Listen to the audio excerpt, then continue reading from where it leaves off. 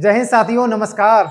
आज आइए सभी एनटीपीसी वालों, जिसको लग रहा है ना कि जीके जीएस में कैसे स्कोर बढ़ाएं, तो इसको जरूर देखिए। स्कोर तो बढ़ेगा ही बढ़ेगा और आपको लगेगा कि वास्तव में जीएस में आप अच्छा स्कोर कर पाओगे। ये 7वां प्रीवियस ईयर क्वेश्चन पेपर का सेट है जो मैं आज कराने वाला हूं। इसमें हम आज 4 मार्च का देखेंगे, 2021 का जीके जीएस का पेपर। रियल प्रश्न होंगे, कोई फेक प्रश्न नहीं होगा। पहली बात तो ये है, क्योंकि इसमें स्क्रीनशॉट सारे लिए गए हैं, उनकी बात करेंगे। ये क्लास इस लेवल पर पहुंचती है, से मान लेते हैं कोई भी एग्जाम में प्रश्न आया, उसका लेवल तो नहीं बदलेगा ना, तो हम उसके नट बोल्ट ढीला कर देते हैं क्वेश्चन के, ताकि आने वाला कोई भी और भी प्रश्न होगा ना अगली शिफ्ट में, वो आप कर पाओगे। अगर आप वो 6 जो मैंने सेट कराए हैं अगर आप देखते हो, तो आपको पता लगेगा कि ये लेवल कितना तगड़ा चल रहा है। जैसे आपको कराया जाएगा, मैं कुछ सैंपल दिखा देता हूं, ठीक है। ये कौन सी तारीख का है, तो आप कहेंगे ये लिखा हुआ अभी 10:30 वाली शिफ्ट का ये पेपर है, ठीक है। चलो हम बढ़ते हैं नेक्स्ट। जैसे ये स्क्रीनशॉट है, ये प्रश्न ऐसे ही आया था, ताकि अगर मैं इसको टाइप करता तो लोग सोचते कहीं तो फेक क्वेश्चन तो नहीं है। ये रियल प्रश्न है और रियल ही प्रश्न मैं आपको करा रहा हूं। ये 7वां सेट है। अब इस क्वेश्चन से देखना कितने सारे क्वेश्चन मैं बनाता हूं, ताकि आने वाली कोई और शिफ्ट में और सा क्वेश्चन भी बन सकता है। जैसे प्रश्न है मेरे भाई कि स्वतंत्र भारत की संविधान सभा के प्रथम अध्यक्ष कौन थे। स्वतंत्र भारत जब आजाद हो गया तब की बात कर रहे हैं, संविधान सभा के प्रथम अध्यक्ष कौन थे, तो याद रखेंगे डॉक्टर राजेंद्र प्रसाद जी थे। स्थायी सदस्य भी यही थे, यह भी हमको याद रखना है। अगर मान लें कि आपसे यह प्रश्न आया कि अस्थायी सदस्य कौन से थे, अस्थायी अध्यक्ष कौन से थे, तो आपका आंसर हो जाएगा सच्चिदानंद सिन्हा। ये पहली बैठक संविधान सभा की पहली बैठक की गई थी दिल्ली में। कहां की गई, तो आप कहोगे दोस्तों दिल्ली में की गई थी। कब की गई, तो आप कहोगे 9 दिसंबर 1946 ईस्वी में की गई। और इसमें अस्थायी अध्यक्ष डॉक्टर सच्चिदानंद सिन्हा को बनाया गया था। फिर उसके दूसरे दिन या 2 दिन बाद 9 हो गया, 11 दिसंबर 1946 ईस्वी में दूसरी बैठक होती है। कौन सी दूसरी बैठक होती है मेरे भाई, और इसमें डॉक्टर राजेंद्र प्रसाद को स्थायी अध्यक्ष बना दिया जाता है। किनको, डॉक्टर राजेंद्र प्रसाद को स्थायी अध्यक्ष बना दिया जाता है। अगर आपसे ये पूछा जाएगा कि बताओ मेरे भाई, बताओ जो थर्ड है ना, थर्ड बैठक संविधान सभा की कब हुई थी, तो हमारा आंसर होगा 2 दिन बाद ये भी हुई है, 13 दिसंबर 1946 ईस्वी को। और इस बैठक में ही याद रखेंगे उद्देश्य प्रस्ताव पेश किया गया था। उद्देश्य प्रश्न आएगा, उद्देश्य प्रस्ताव कब पेश किया गया था, तो डेट याद रखेंगे। उद्देश्य प्रस्ताव को स्वीकृति कब मिली थी या मंजूरी कब मिली थी, तो हम ये भी याद रखेंगे। डेट भी कई बार हमारे एग्जाम में पूछी जाती है, 22 जनवरी 1947 को, ठीक है। कभी कभी आपने देखा होगा जो प्रेम्बल है या जो प्रस्तावना आज हम पढ़ते हैं, क्या पढ़ते हैं, प्रस्तावना पढ़ते हैं या प्रेम्बल पढ़ते हैं, ये क्या है, तो आप कहेंगे ये उद्देश्य प्रस्ताव ही है, याद रखेंगे। अगर ये पूछा जाए कि ये बताओ मेरे भाई अंतिम बैठक कब हुई है संविधान सभा की, अगर ये प्रश्न आया तो आपका आंसर हो जाएगा 24 जनवरी 1950 को। ये डेट बहुत इंपॉर्टेंट है मेरे भाई। कौन सी, ये वाली। इस डेट में और क्या क्या हुआ है तो ध्यान में रखेंगे। प्रश्न आएगा राष्ट्रीय गीत को कब अपनाया गया था, क्या प्रश्न आएगा, राष्ट्रीय गीत को अपनाया कब गया था, अपनाया, ठीक है, अपनाया कब गया था, तो यही डेट आपको याद रखनी है। अगर आपसे ये प्रश्न आया कि राष्ट्रीय गान को कब अपनाया गया था, तो भी यही डेट याद रखनी है। अगर पूछा जाएगा उत्तर प्रदेश नाम कब पड़ा, यूपी, यूपी को पहले संयुक्त प्रांत के नाम से हम लोग जानते थे, लेकिन अभी हम उत्तर प्रदेश कहते हैं। ये बात कब की है? 24 जनवरी 1950 के बाद उत्तर प्रदेश नाम पड़ा और उससे पहले संयुक्त प्रांत हुआ करता था। तो इतने फैक्ट हमको यहां से याद रखने हैं। अगर मान लो और 2-3 प्रश्न की बात अगर यहां पर मैं करूं, जैसे चलो, राष्ट्रीय गीत पहली बार कब गाया गया था? तो 1896 ईस्वी में। राष्ट्रीय गान कब गाया गया था? पहली बार 1911 ईस्वी में। अगर ये कभी पूछा जाए कि राष्ट्रीय ध्वज को कब अपनाया गया था, क्या राष्ट्रीय ध्वज को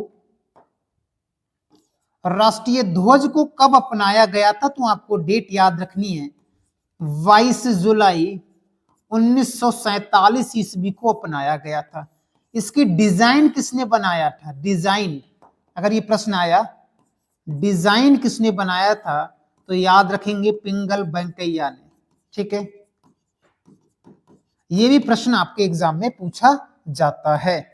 ठीक है, तो इतने सारे प्रश्न अगर हमको याद हैं तो हमारा काम हो जाएगा। कुछ प्रश्न और देख लेते हैं। समय कितना लगा था संविधान बनने में? अगर ये प्रश्न आया तो हमारा आंसर होगा 2 वर्ष 11 माह 18 दिन का समय लगा था भाई। अगर ये भी प्रश्न आए तो हम ये भी बता देते हैं। अगर ये पूछा जाए कि संविधान का पिता किसे कहते हैं, क्या संविधान का पिता, फादर ऑफ द कॉन्स्टिट्यूशन, याद रखेंगे डॉक्टर भीमराव अंबेडकर जी का नाम आपने सुना होगा। तो उनको संविधान का जनक या संविधान का पिता कहा जाता है। और याद रखेंगे भीमराव अंबेडकर जी ने ही जो आर्टिकल 32 है ना, इसको संविधान की आत्मा कहा है, इसको संविधान की आत्मा कहा है। इतने प्रश्न हमको याद रखने हैं एक प्रश्न से। इसका विश्लेषण इसलिए ज्यादा किया गया है क्योंकि इससे प्रश्न बहुत बन सकते हैं। हो सकता है अगली शिफ्ट में इनमें से कोई ना कोई प्रश्न बन जाए हमारे एग्जाम में, इसलिए इंपॉर्टेंट है। इसी प्रकार से मैंने जो 6 सेट इससे पहले कराए हुए हैं, अगर उनको देखोगे ना तो आपका जीएस का लेवल बहुत हाई हो जाएगा। आगे बढ़ते हैं। दूसरा प्रश्न है, नरौरा परमाणु विद्युत केंद्र कहां पर स्थित है? नरौरा परमाणु ऊर्जा केंद्र भी है, ठीक है, ये कहां स्थित है इसकी बात करेंगे तो उत्तर प्रदेश के बुलंद शहर में। कहां पर है?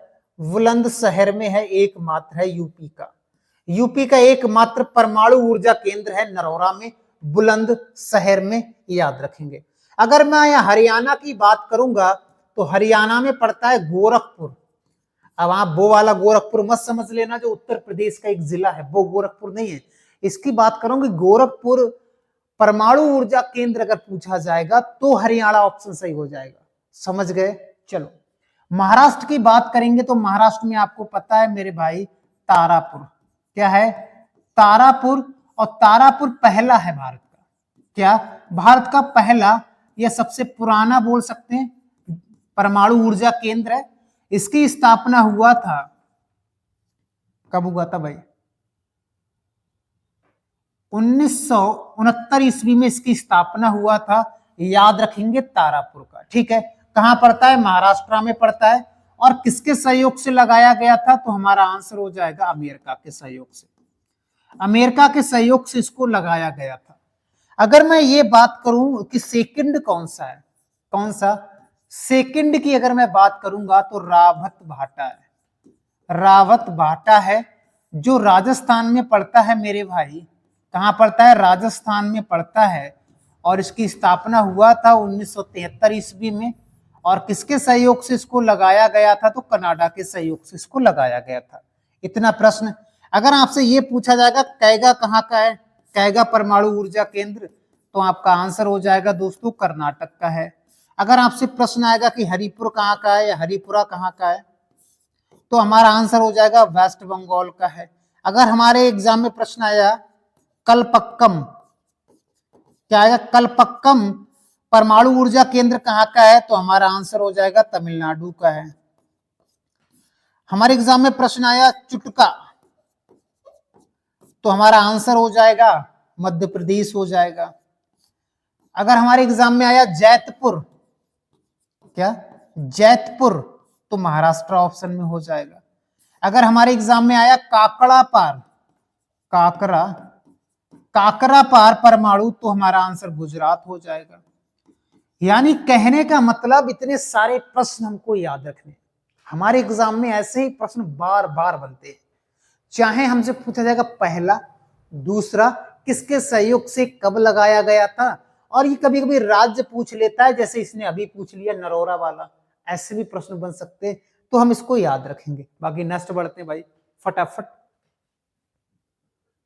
डूरंड रेखा किन दो देशों को विभाजित करती है? डूरंड रेखा की यहां पर बात कर रहे हैं मेरे भाई।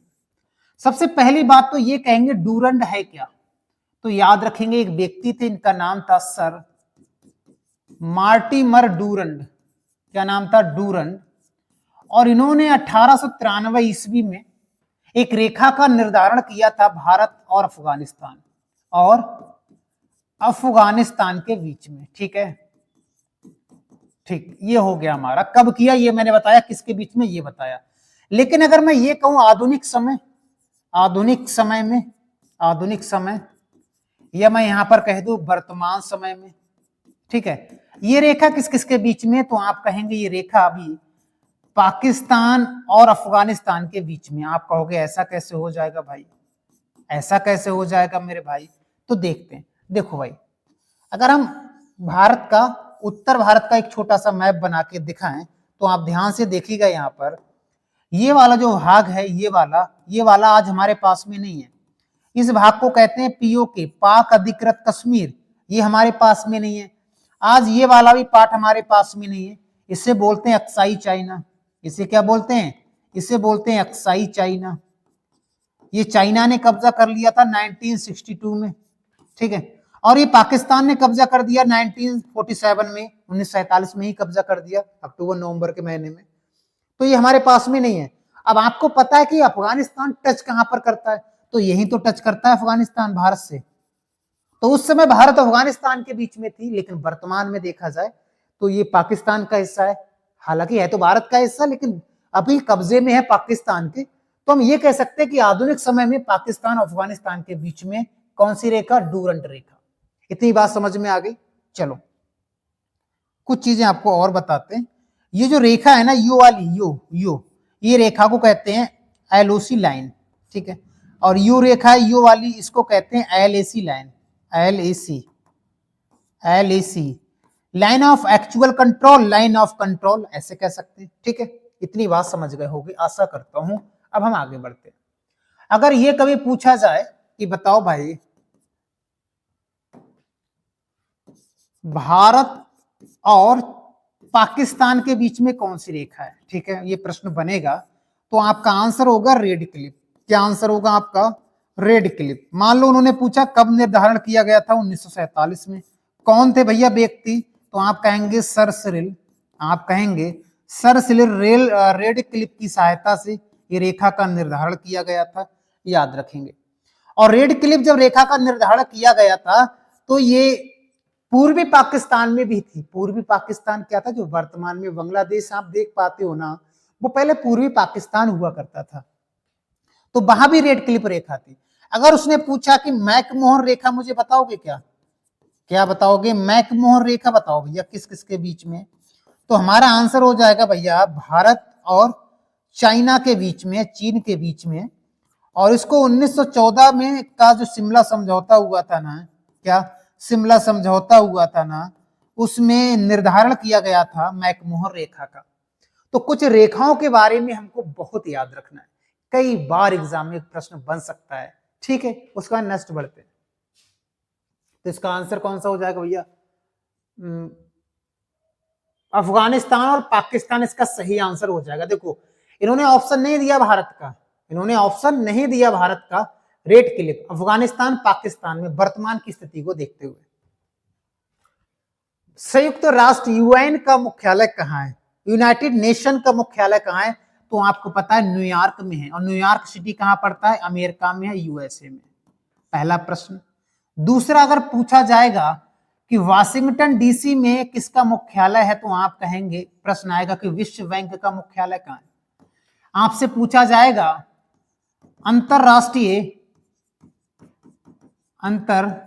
अंतरराष्ट्रीय मुद्रा कोष IMF का हेड क्वार्टर कहाँ है, मुख्यालय कहाँ है, तो भी हमारा आंसर वाशिंगटन डीसी हो जाएगा। अगर हमारे एग्जाम में प्रश्न ये आया कि जिनेवा में बता दो भैया कौन कौन से अंतरराष्ट्रीय मुख्यालय हैं जिनेवा में, तो हमारा आंसर हो जाएगा विश्व स्वास्थ्य संगठन। स्वास्थ्य संगठन का मुख्यालय कहाँ है, तो हमारा आंसर हो जाएगा। प्रश्न आएगा विश्व व्यापार संगठन का मुख्यालय कहां पर है, तो भी हमारा आंसर जिनेवा हो जाएगा। प्रश्न आएगा विश्व मौसम विज्ञान का संगठन कहां पर है, तो भी हमारा जिनेवा हो जाएगा। प्रश्न आएगा विश्व श्रम, सही से लिख देते हैं, विश्व श्रम संगठन का हेड क्वार्टर या मुख्यालय क्या है, तो हमारा आंसर भी यही हो जाएगा मेरे भाई, ठीक है, संघ। अगर आपसे पूछा जाएगा विश्व बौद्धिक संपदा का मुख्यालय कहां है, तो भी हमारा आंसर जिनेवा हो जाएगा। ये प्रश्न हमको याद रखने, इतने प्रश्न बार बार पूछे जाते हैं हेड क्वार्टर को लेकर, तो हो सकता है अगली शिफ्ट में इनमें से कोई पूछ लिया जाए, है ना, ये याद रखेंगे। बाकी नेक्स्ट बढ़ जाते हैं भाई। कौन सा नेक्स्ट क्वेश्चन हमारा, भारत का, अगर नहीं दिखता है तो मैं आपको बता रहा हूं, ठीक है, भारत का कौन सा जैव आरक्षित क्षेत्र, जिसे बायोस्फीयर या bio reserve, world network of biosphere reserve में शामिल नहीं है। यानी ये सिंपल सा ये कहना चाह रहे हैं कि जितने भी बायोस्फीयर रिजर्व हैं उनमें से कौन सा शामिल नहीं है, ये बता रहे हैं। तो देखते हैं भैया, आंसर तो आपको दिख ही रहा है, लेकिन और क्या प्रश्न बन सकते हैं वो हम आपको बता रहे हैं, ठीक है। इनकी संख्या टोटल कितनी है, अगर हम कहें बायोस्फीयर रिजर्व की टोटल संख्या कितनी है, तो हमारा आंसर हो जाएगा 18, ठीक है। अगर आपसे ये पूछा जाएगा कि प्राचीन मुझे बताओगे बायोस्फीयर रिजर्व, तो आप कहोगे बिल्कुल बता देंगे भाई, नीलगिरी है। कौन सा है, नीलगिरी है, प्राचीन है, 1986 के आसपास इसकी स्थापना किया गया था। अगर आपसे पूछा जाएगा भैया नवीन बता दोगे, नया, हाँ बिल्कुल बता देंगे, नया है पन्ना। कौन सा है, पन्ना। पन्ना कहां पड़ता है, मध्य प्रदेश में। और नीलगिरी कहां पड़ता है, तो नीलगिरी बेसिकली 3 राज्यों के बॉर्डर पर है, के कर्नाटक, केरल और तमिलनाडु। आपसे पूछा जाएगा अच्छा छोटा बता दो भैया, सबसे छोटा बायोस्फीयर रिजर्व बता दो, तो आप कहोगे हाँ बिल्कुल बता देंगे, तो आप कहेंगे डिब्रू सैखोवा है। क्या है, डिब्रू सैखोवा। ये कहां पड़ेगा भैया, तो आप कहोगे ये असम में पड़ता है। कहां पड़ता है, असम में। आपसे पूछा जाएगा बड़ा बताओगे, बिल्कुल बता देंगे। कौन सा है, कच्छ का रन, या कच्छ को मेरीन भी कह सकते हैं, जो जंगली गधों के लिए बहुत प्रसिद्ध है। इसके लिए, जंगली गधों के लिए बहुत प्रसिद्ध है, इसको याद रखेंगे, ठीक है। ये बड़ा हो जाएगा। अगर ये पूछा जाएगा भैया समुद्री बता दोगे क्या, समुद्री वाला बताओगे क्या, बिल्कुल बता देंगे, मन्नार की खाड़ी, ठीक है, ये समुद्री वाला है, ठीक है। कहां पड़ता है ये, तमिलनाडु में। कहां पड़ता है ये, तमिलनाडु में। तो ये आपको याद रखना है। याद रखेंगे जो बायोस्फीयर रिजर्व होते हैं ये बहुत बड़े होते हैं, इनमें 2-4 नेशनल पार्क भी समा जाएंगे, 2-4 नेशनल पार्क भी इनमें होते हैं। तो ये बहुत विशाल होते हैं बायोस्फीयर रिजर्व। इनकी संख्या याद रखनी है, बड़ा छोटा ये सब याद रखना है। ये प्रश्न बार बार पूछे जाते हैं। मान लो उन्होंने पूछा कि बताओ मन्नार की खाड़ी कहाँ है, तो तमिलनाडु में। सुंदरवन वेस्ट बंगाल में। नंदा देवी, तो आप उत्तराखंड लगा दोगे, ठीक है। इनको हमें याद रखना है। बाकी हम नेक्स्ट बढ़ते हैं। भारतीय संविधान में शामिल नीति निर्देशक तत्व की अवधारणा किस देश से ली गई है। यानी संविधान एक उधार का थैला कहते हैं, विदेशों के संविधान को एडॉप्ट किया गया है, जिस जिस देश से जो हमको अच्छा लगा हमने अपना लिया। इसे हम विदेशी स्रोत में देखते हैं। जैसे एग्जाम्पल मैं और बता दूंगा यहाँ पर, जैसे आपके एग्जाम में पूछा जाएगा अमेरिका से क्या लिया गया है, तो अमेरिका से जो सबसे ज्यादा प्रश्न बनता है वो मौलिक अधिकार को लेकर बनता है। किसको लेकर, मौलिक अधिकार भैया यहीं से लिए गए हैं। कहां से लिए गए, अमेरिका से। अगर मैं ये कहूं कि रूस से क्या लिए गए, तो आप कहोगे मौलिक कर्तव्य लिए गए, क्या कहोगे? मौलिक कर्तव्य लिए गए हैं, बिल्कुल बात सही है। आपसे प्रश्न आएगा भैया कनाडा से फिर क्या लिया गया है? तो कनाडा से लिया गया संघात्मक व्यवस्था ली गई है, संघात्मक व्यवस्था ली गई है या संघवाद कह सकते हैं। अगर एग्जाम में प्रश्न आया कि बताओ फ्रांस से क्या लिया गया है, फ्रांस से क्या लिया गया है, तो स्वतंत्रतात्मक बंधुत्व, ये सब यहीं से लिया गया, स्वतंत्रता, बंधुत्वता, समानता फ्रांस से ली गई है। अगर यहीं पर पूछा जाए कि दक्षिण अफ्रीका से क्या लिया गया है, ठीक है, तो आपका आंसर होगा संविधान संशोधन लिया गया है ना, संविधान संशोधन लिया गया है। इस प्रकार से प्रश्न बनेगा। अगर ये प्रश्न आया कि ब्रिटेन से क्या लिया गया है, तो आप कहेंगे संसदीय प्रणाली ली गई है ना, इकहरी नागरिकता ली गई है, इकहरी नागरिकता,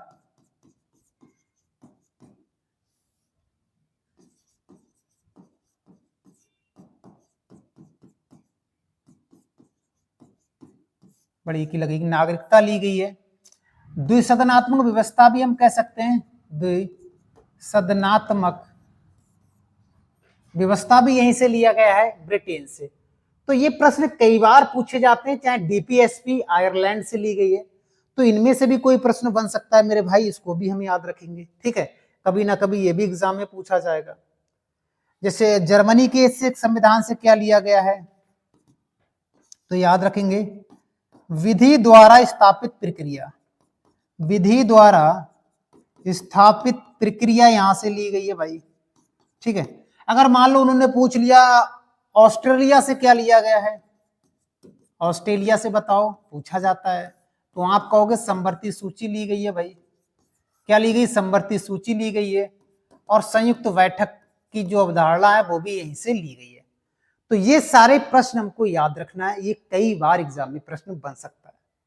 तो आप ये बताओ कि लेवल ठीक ठाक चल रहा है, एनटीपीसी का एग्जाम देने जाओगे ना, तो सच में इसी जो भी प्रैक्टिस सेट करा रहे हैं उन्हीं से कोई ना कोई प्रश्न उठकर पहुंच जाएगा। कोई लेवल चेंज नहीं होगा, लेवल तो सेम रहेगा। जैसे उन्होंने ये पूछ लिया, हो सकता है अगली बार इनमें से कोई पूछ लिएगा। तो इस प्रकार से ये डिजाइन किया है। लोग इसको हल्के में ले रहे हैं, बिल्कुल हल्के में ना लो। जब पेपर में जीएस आएगा ना तो कहोगे हाँ सर बिल्कुल मजा आ गया। प्रश्न आएगा सर्वेंट ऑफ इंडिया सोसाइटी की स्थापना किसने किया? आंसर तो सब में दिख रहा है भैया, लेकिन कब किया, हो सकता है अगली बार ये प्रश्न आ जाए। और कहां किया, हो सकता है ये भी आ जाए। तो 1905 ईस्वी में पुणे में किया, ठीक है, पुणे में किया था। पुणे कहां पड़ता है? तो महाराष्ट्र में, है ना। किसने किया था? तो ये गोपाल कृष्ण गोखले। अगर प्रश्न ये आया मेरे भाई, ये राजनैतिक गुरु थे, राजनीतिक गुरु किसके थे? गुरु तो महात्मा गांधी जी के थे। महात्मा गांधी जी के ये राजनैतिक गुरु थे, इनका नाम हमको याद रखना है। अगर ये प्रश्न आया कि मुझे बताओ जो 1905 है ना, ये इंपॉर्टेंट क्यों है, तो आप कहोगे बंगाल विभाजन भी हुआ था ना इसी वर्ष, है ना। हुआ था या नहीं हुआ था? बिल्कुल हुआ था। किसने किया? कर्जन ने किया था, ठीक है। तो प्रश्न ये भी बन सकता है। अगर मान लो उन्होंने ये पूछा ज्योतिबा फूले कौन थे, तो इनकी जो पत्नी का नाम था उनका नाम सावित्रीबाई फूले था। क्या नाम था पत्नी का? नाम सावित्रीबाई फूले। तो सावित्रीबाई फूले से एक प्रश्न बनता है कि भारत की पहली महिला शिक्षिका कौन थी? भारत की पहली महिला शिक्षिका कौन थी? अगर ये प्रश्न बना तो हमारा आंसर हो जाएगा सावित्रीबाई फूले। ज्योतिबाई फूले ने किसकी स्थापना किया था?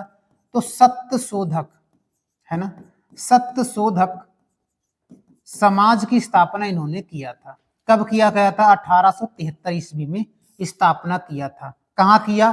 तो ये भी पुणे में किया, ठीक है। ये प्रश्न हो गया, 2-3 प्रश्न ये हो गए। अगर पूछा जाएगा आर्य समाज की स्थापना कब हुआ? आर्य समाज किसने की? तो आप कहेंगे दयानंद सरस्वती ने आर्य समाज की स्थापना की। कब की? तो 1875 ईस्वी में। कहां की? तो ये भी हमको याद रखना है, बंबई में की। ये प्रश्न कई बार बनते हैं कि स्वामी दयानंद सरस्वती ने किसकी, तो या आर्य समाज की स्थापना किसने की, कब की, कहां की, ये प्रश्न बहुत बनते हैं, ये याद रखेंगे। अगर हम बात करें बाल गंगाधर तिलक से हमारे एग्जाम में क्या प्रश्न बन सकता है, तो इनके बारे में थोड़ा सा यहां पर बता देता हूं, ठीक है, यहां पर बता देता हूं। देखो सबसे पहले तो बात करें बाल गंगाधर तिलक की, ये गरमपंथी के नेता थे, पहला प्रश्न तो ये हो गया। दूसरा हो गया कि इन्होंने शिवाजी महोत्सव और गणपति उत्सव, गणपति बप्पा मौर्य वाला ना, गणपति महोत्सव शुरुआत किसने की, तो इन्होंने ही किया था। प्रश्न आएगा कि होम रूल की स्थापना किसने किया, होम रूल दो लोगों ने स्थापना किया था होम रूल की, एक थी एनी बेसेंट, कौन थी, एनी बेसेंट जी थी, आयरिश लेडीज, और दूसरे थे बाल गंगाधर तिलक, हम बाल लिख देते हैं यहाँ पर, दोनों ने किया था, लेकिन अलग अलग क्षेत्र था, इनका मद्रास क्षेत्र था, ठीक है, और इनका पुणे का क्षेत्र था, और इन्होंने प्रचार बहुत धुआंधार से किया था। बाल गंगाधर ने प्रचार जो किया था वो मराठा पत्रिका और केसरी पत्रिका से किया था, प्रचार किया था, और इन्होंने जो प्रचार किया था वो कॉमनवेल्थ पत्रिका से किया था, और न्यू इंडिया पत्रिका से इन्होंने प्रचार प्रसार किया था, किसका, होम रूल का। और इसकी स्थापना कब हुई थी, तो 1916 ईस्वी में। तो इतने प्रश्न हमको यहां से याद रखने, बहुत सारे प्रश्न बन सकते हैं, लेकिन हमारा जो रूल है कि लगभग उसके आसपास के प्रश्नों को खोजना, ताकि प्रश्न हो सकता है ये ना अगली बार सत्यशोधक समाज पूछ ले, या आर्य समाज पूछ ले, या इनमें से कोई प्रश्न पूछ ले, ऐसा भी पूछा जा सकता है, तो घबराने का जरूरत नहीं भाई, ठीक है। चलो, अंटार्कटिका में वर्ष 2012 में भारत द्वारा स्थापित अनुसंधान केंद्र का नाम क्या है। देखो अंटार्कटिका में लोग नहीं रहते हैं, केवल यहाँ पर रिसर्च सेंटर हैं, हर देश के हैं, जो देश बहुत विकसित हैं, जो विकासशील देश है, उनके यहाँ पर रिसर्च सेंटर हैं, भारत के भी हैं। भारत के टोटल हैं यहाँ पर 3, भारत के कितने हैं, 3, और ये प्रश्न मैं आपको 2-3 बार बता भी चुका हूं, जो 7 अगर प्रैक्टिस सेट, वो 6 प्रैक्टिस सेट अगर आपने देखे होंगे तो ये प्रश्न मैं करा चुका हूं, हाँ या ना मुझे कमेंट बॉक्स में जवाब देना। चलो मैं यहां बता देता हूं, अंटार्कटिका में कितने हैं, तो आप कहोगे 3 हैं, ठीक है। एक 1983 ईस्वी में स्थापना होती है, एक 1989 ईस्वी में, और एक 2012 में। 2000 वाला तो भारतीय आप देख ही पा रहे हो, तो 12 वाला नहीं बताएंगे, ये भारतीय है तो ये मैत्री हो जाएगा, और ये गंगोत्री हो जाएगा। ये 3 रिसर्च सेंटर है मेरे भाई, जो कहां पर है, अंटार्कटिका में। इनकी स्थापना कब हुई थी ये भी बता दिया। तो प्राचीन कौन सा है, नया प्राचीन या पहला कौन सा है, तो गंगोत्री अनुसंधान केंद्र हो जाएगा। प्रश्न आएगा कि गंगोत्री अनुसंधान केंद्र कहां है, तो उत्तराखंड नहीं लगा के आना है भाई, क्या लगाना है, अंटार्कटिका लगाना है, ठीक है। ये प्रश्न हमको याद रखने हैं। नेक्स्ट बढ़ते हैं, भारत के 46वें मुख्य न्यायाधीश कौन है, 46वें मुख्य न्यायाधीश की बात कर रहे हैं। तो ये करंट अफेयर्स का प्रश्न, उस समय को देखते हुए ये प्रश्न आया था, और याद रखिए करंट अफेयर से इस प्रकार के भी प्रश्न बनेंगे। तो अब तो 91 बन गए, आप कमेंट बॉक्स में बताना कि कौन है, ठीक है। तो उस समय का आंसर था रंजन गोगोई। नेक्स्ट बढ़ते हैं, ये कमेंट करके बताना है वर्तमान में कौन है।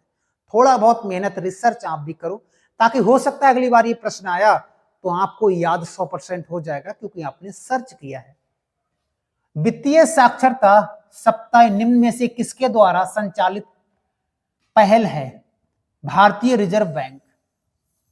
भारतीय रिजर्व बैंक याद रखेंगे, इसकी स्थापना कब हुई, RBI, reserve bank of India.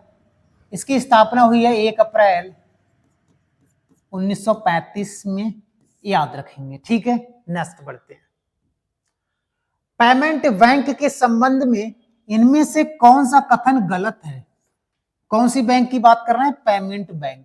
अब देखो, वे मांग आधारित जमा स्वीकार कर सकते हैं, बिल्कुल सही है, मतलब गलत पूछ रहा है, तो वे क्रेडिट कार्ड जारी नहीं कर सकते। जो पेमेंट बैंक होती हैं वो क्रेडिट कार्ड नहीं दे सकती, बाकी और सब काम कर सकती है।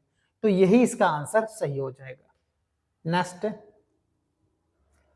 में छोटा दिख रहा है लेकिन मैं बता रहा हूं, में कमी लाने के लिए भारत और फ्रांस, यानी जो करंट अफेयर्स का प्रश्न है उस समय को देखते हुए, मोबिलाइज योर सिटी के कार्यान्वयन अनुबंध पर हस्ताक्षर किए गए थे। तो ग्रीन हाउस गैस उत्सर्जन, आपको पता है ग्रीन हाउस से प्रश्न हमारे एग्जाम में कई सारे बन सकते हैं। जैसे ग्रीन हाउस की सबसे अधिक गैस कौन सी, कार्बन डाइऑक्साइड है, मीथेन है, और भी कई सारी गैसें। तो इसको याद रखेंगे, करंट अफेयर्स का प्रश्न था उस समय को देखते हुए। उन्होंने अंग्रेजी में कमला दास के नाम से लेखन किया था, किंतु अपनी मातृभाषा में लेखन के लिए किस नाम का प्रयोग किया था। ये करंट अफेयर्स का प्रश्न है उस समय को देखते हुए, तो माधवी कुट्टी हमें याद रखना, ठीक है। नेक्स्ट, इनमें से कौन सा संयुक्त राष्ट्र एजेंसी नहीं है। एजेंसी पूछ रहा है, कौन सा नहीं है, तो आपको पता है ये सारी एजेंसियां हैं, लेकिन रेड क्रॉस इंटरनेशनल कमेटी नहीं है। अब आपको ये बताना है कि इसका हेड क्वार्टर कहां पर है, कमेंट बॉक्स में बताना है, ठीक है। बाकी नेक्स्ट बढ़ते हैं। उस अंग्रेजी व्यक्ति का नाम क्या था जिसने भारत आने के बाद सेंट स्टीफन कॉलेज में दर्शन शास्त्र का अध्ययन किया और बाद में, अब देखो इस प्रश्न को जब आप पढ़ोगे तो आपको समझ में नहीं आएगा, हम केवल इस की को पकड़ सकते हैं। दीनबंधु के नाम से कौन प्रसिद्ध हुआ था, सिंपल सी बात है। तो आपको पता है C.F. एंड्रूज को दीनबंधु कहा जाता है और देशबंधु चित्तरंजन दास को कहा जाता है। दोनों प्रश्न बहुत इंपॉर्टेंट है, याद रखेंगे, ठीक है। नेक्स्ट, विजयनगर राजवंश उस शासक का नाम बताइए जिसने 16वीं शताब्दी में शासन किया था। कृष्णदेव। विजयनगर साम्राज्य की अगर बात करें, इसके संस्थापक कौन है, अगर ये प्रश्न आया तो हमारा आंसर हो जाएगा हरिहर बुक्का। हरिहर बुक्का इसके संस्थापक थे, याद रखेंगे विजयनगर साम्राज्य की। और राजधानी थी हम्पी। हम्पी किस नदी किनारे, तुंगभद्रा नदी के किनारे, ठीक है। चलो नेक्स्ट बढ़ते हैं। नेक्स्ट प्रश्न है, संक्षारण एवं जंग लगने से बचने के लिए लोहे पर किस विद्युत का लेप किया जाता है, तो जस्ता का। किसका, जस्ता का, याद रखेंगे। नेक्स्ट, दिशा किस मंत्रालय के अंतर्गत संचालित पहल है, करंट अफेयर्स का प्रश्न है उस समय को देखते हुए। तो ऐसे भी हमारा उद्देश्य ये है, करंट अफेयर्स के प्रश्न कैसे बनते हैं केवल उसको देखना है, ताकि इसी लेवल के जो करंट अफेयर्स प्रश्न आगे हम देखेंगे, या जो वर्तमान में बातें चल रही हैं, या जो 6 महीना का करंट अफेयर्स होगा उसको हम देख सकते हैं। इसके आधार पर ही प्रश्न बनेगा। प्रश्न ये आएगा, ये भी करंट अफेयर्स का ही प्रश्न है। अब बताओ ये प्रश्न किसे याद रहा होगा कि वह प्रथम भारतीय कवि कौन थे जिन्हें वाशिंगटन डीसी में स्थित लाइब्रेरी ऑफ कांग्रेस में अपनी कविताओं को रिकॉर्ड करने के लिए आमंत्रित किया था, अभय के। तो कुछ ऐसे प्रश्न हैं जो कोई नहीं कर पाएगा, लेकिन जो सब कर पाएंगे वो हम भी कर पाए, ऐसे भी होना चाहिए ना। चलो भैया नेक्स्ट, भारत में किस तिथि को मतदान दिवस, सबको पता है 25 जनवरी को मतदान दिवस मनाया जाता है। मतदान, वोट देना, अगर आपसे कभी ये प्रश्न आया कि वोट देने का अधिकार कौन सा आर्टिकल देता है, आर्टिकल पूछा जाएगा वोट देने का, तो आर्टिकल 326। आपकी एज अगर 18 साल से अधिक है तो आपका अधिकार है वोट देने का, ठीक है, याद रखेंगे। नेक्स्ट है, पश्चिमी घाट और पूर्वी घाट की पहाड़ियों में यह मिलती कहां पर है। अगर आपने ज्योग्राफी की क्लास पढ़ी होगी तो ये मैंने कई बार प्रश्न बनाया है। जैसे अगर मैं यहाँ पर एक छोटा सा मैप बनाता हूं इंडिया का, चलो, तो आपको पता है कि ये वाला पूर्वी घाट है, समझ गए, और ये वाला पश्चिमी घाट है, ठीक है। दोनों घाट इस प्रकार से यहां पर आकर मिलते हैं, इस प्रकार से मिलते हैं, दोनों घाट यहां पर आकर मिलते हैं, तो इसे हम नीलगिरी कहते हैं। क्या कहते हैं, नीलगिरी के नाम से जानते हैं। आपको पता है नीलगिरी एक पर्वत है, नीलगिरी पर्वत है ना, जो 3 राज्यों में पड़ता है। मैं के और टी लिख देता हूं, कर्नाटक, केरल और तमिलनाडु। नीलगिरी की सबसे ऊंची अगर चोटी की बात करूं पूछा जाए कि ऊंची चोटी बताओ नीलगिरी की, तो आपका आंसर हो जाएगा दोद्दा बेटा, इसका हाईएस्ट पीक है। अगर ये पूछा जाएगा यहाँ पर कॉफी सबसे ज्यादा होती है, कॉफी बहुत टॉप की चीज आती है, और यहाँ पर टोंड जनजाति भी निवास करती है, कहां पर? नीलगिरी पर। तो नीलगिरी के बारे में इतने प्रश्न हमको याद रखने हैं। अगर मान लो उन्होंने मैकाल से पूछा जाए, मैकाल की हाईएस्ट पीक क्या है, तो आप कहेंगे अमरकंटक है। क्या है? अमरकंटक मैकाल पर्वत की सबसे ऊंची चोटी है, कांड लिख दिया अमरकंटक, ठीक है, जो मध्य प्रदेश में पड़ती है। लगभग 1065 या 50 मीटर इसकी ऊंचाई है, ठीक है। और यहीं से अमरकंटक एक ऐसा स्थान है, यहाँ से दो नदियां निकलती हैं, एक तो सोन नदी गंगा में मिल जाती है, और एक नर्मदा नदी जो खंबात की खाड़ी अरब सागर में गिर जाती है, यहीं से निकलती है। अमरकंटक लिखा हुआ भी है, ठीक है। तो ये चीजें हमें यहाँ पर याद रखनी है। अगर यहाँ पर ये प्रश्न आया कि दक्षिण भारत की सबसे ऊंची चोटी बताओ, दक्षिण भारत की या प्रायद्वीपीय भारत की सबसे ऊंची चोटी, तो दोस्तों केरल में पड़ती है, जिसका नाम है अनाईमुदी। क्या नाम है? अनाईमुदी नाम याद रख लेंगे, ठीक है। ये प्रश्न हमें याद रखने कुछ जो पूछे जा सकते हैं। नेक्स्ट, भारत में स्थित सक्रिय ज्वालामुखी का नाम बताओ। भारत में एक ही सक्रिय ज्वालामुखी है, जिसका नाम है बैरन, और ये अंडमान के पूरब साइड में है, अंडमान के पूर्वी साइड में है ये, जिसका नाम है बैरन। एक और है नारकोंडम, ये प्रसुप्त ज्वालामुखी है, वो नारकोंडम नाम आपको याद रखना है।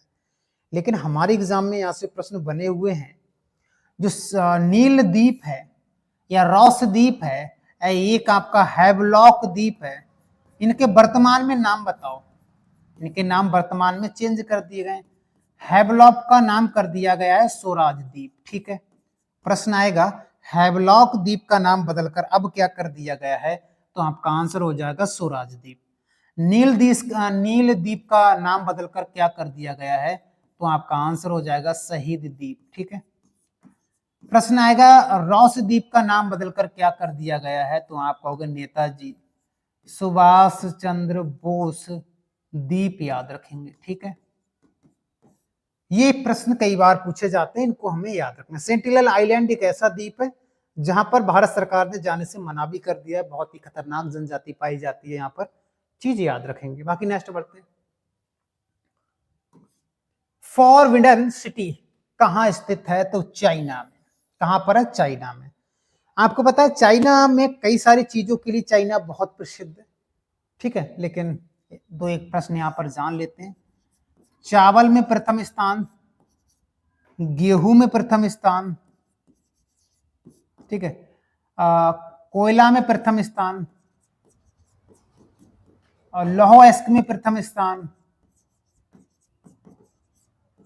ठीक है। मैं बहुत सारे प्रश्न यहां से बन सकते हैं, इतना प्रश्न याद रखेंगे। म्यांमार और भारत के बीच में अराकान योमा पर्वत श्रृंखला अलग करती है, ये भी याद रखेंगे। बाकी नेक्स्ट बढ़ते हैं। इनमें से किस सत्याग्रह में वल्लभ भाई पटेल, ये प्रश्न मैं आपको पहले करा चुका हूं। अगर आप पूरे प्रैक्टिस सेट देख रहे हैं तो एक एक प्रश्न आपका याद हो गया होगा। बारदोली सत्याग्रह 1928 ईस्वी में हुआ था, गांधी जी इसमें शामिल थे, और बारदोली की महिलाओं के द्वारा सरदार की उपाधि दी गई थी। ये भी प्रश्न कई बार बनता है।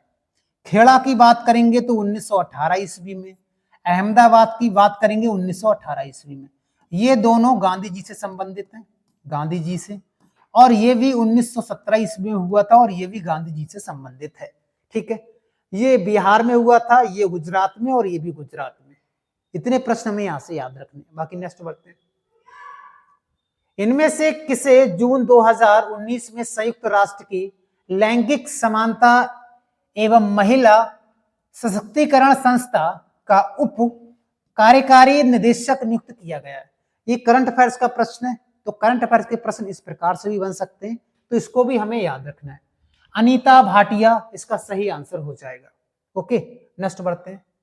एक है गल्प उपन्यास निर्मला द्वारा लिखित है, किसके? तो याद रखेंगे मुंशी प्रेमचंद।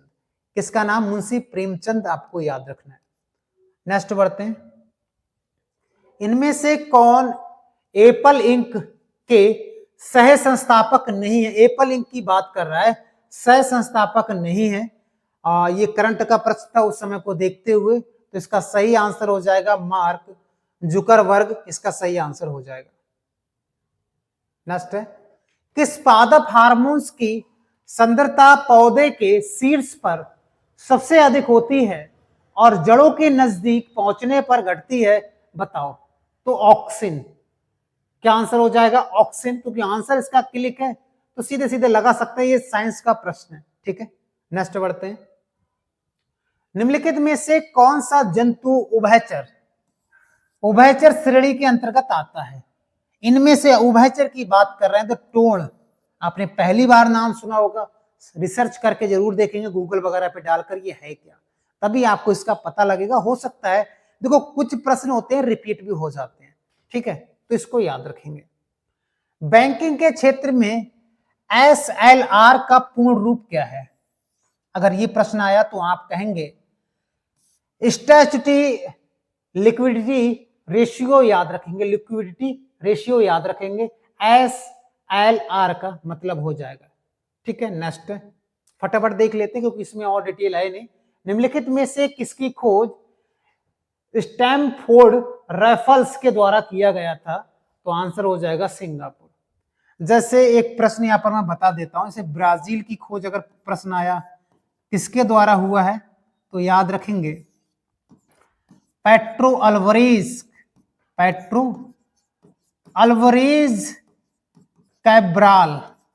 कैब्राल के द्वारा 1500 ईस्वी में किया गया, क्योंकि ये सेकंड पुर्तगाली था भारत में आने वाला। पहला वास्को डी गामा था, दूसरा यही था पेट्रो अल्वारेज कैब्राल, और ये गलती से ब्राजील तट पर पहुंच गया था और उसका खोज कर दिया था। ठीक है, जैसे अगर प्रश्न आया कि अमेरिका की खोज किसने किया, मान लेते हैं अमेरिका की खोज किसने किया, तो आपको यहाँ आंसर याद रखना है 1592 में किया था कोलंबस के द्वारा। किसके? कोलंबस। ठीक है, ये याद रखेंगे। नेक्स्ट बढ़ते हैं, 1500 में 1400 होगा यहाँ पर। ठीक है, नेक्स्ट बढ़ते हैं। इनमें से कौन सा कंप्यूटर का आउटपुट उपकरण नहीं है? नहीं पूछ रहा है यहाँ पर। आउटपुट का मतलब है, देखो प्रिंटर आउटपुट है, प्रोजेक्टर आउटपुट है, मॉनिटर आउटपुट है, स्कैनर साथ में होता है, ये इनपुट है। ठीक है, तो यही आंसर हो जाएगा। कंप्यूटर से एक दो प्रश्न बन सकते हैं। 15 अगस्त 1947 को भारतीय राष्ट्रीय कांग्रेस के अध्यक्ष कौन थे? सबको पता है, जेबी कृपलानी। पहले पूछा जाएगा तो व्योमेश चंद्र बनर्जी थे पहले। अगर स्थापना पूछी जाएगी तो 1885 ईस्वी में स्थापना किया गया था एहुम के द्वारा। ये भी प्रश्न हमको याद रखना है। ठीक है, नेक्स्ट बढ़ते हैं। कौन से बिस्टेक सदस्य चीन के बेल्ट एंड रोड इनिशिएटिव में भाग नहीं ले रहे थे? कौन से वो दो देश थे? तो भारत और भूटान। बिस्टेक याद रख लेंगे। नेक्स्ट बढ़ते हैं, करंट अफेयर्स का था वो प्रश्न। भारत में देसी भाषा प्रेस अधिनियम किसने पेश किया था? कुछ प्रश्न मैंने बहुत डिटेल से बताया था, कुछ प्रश्न का डिटेल नहीं हुआ है, उनका मैंने आपको नहीं बताया, लेकिन इसका है। चलो, लॉर्ड लिटन। अगर ये कभी पूछा जाएगा कि स्थानीय स्वशासन का जनक कौन है, तो रिपन। पूछा जाएगा नियमित रूप से जनगणना कब स्टार्ट की गई थी? जनगणना का कब स्टार्ट हुआ था? तो याद रखेंगे 1881 ईस्वी में किया गया था रिपन के द्वारा। ठीक है, और ये 1882 ईस्वी में स्थानीय स्वशासन की बात करें तो दोनों प्रश्न यहां से हो गए। अगर डलहौजी की मैं यहाँ पर बात करूंगा तो रेल चलाई गई थी पहली बार। रेल कब चलाई गई थी? तो आपका आंसर होगा 1853 ईस्वी में चलाई गई थी।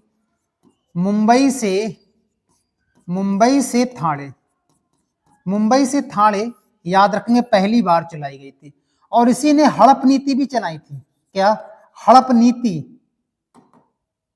नीति भी चलाई थी। इसने सतारा को हड़प लिया था मेरे भाई, सतारा को हड़प लिया था, झांसी को हड़प लिया था, कई सारे शहरों को हड़प लिया था। हड़प नीति का मतलब है जहां पर कोई राजकाज नहीं करता था। मान लो राजा उस क्षेत्र का राजा था, उसका वध कर दिया, मार दिया।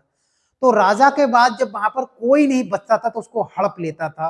ये डलहौजी इसी ने हड़प नीति अपनाई थी, ये भी हमको याद रखना है। तो ये था पूरा प्रैक्टिस सेट, है ना, एनटीपीसी का। और इसी लेवल से मैंने, ये 7वां था, इससे पहले 6 करा चुके। इन सभी का पीडीएफ कहां पर मिलता है? तो वेबसाइट है, गूगल या क्रोम पर आपको सर्च करना है gsybisnusar.com। जो पहली वेबसाइट है उस पर आपको लॉग इन करना है।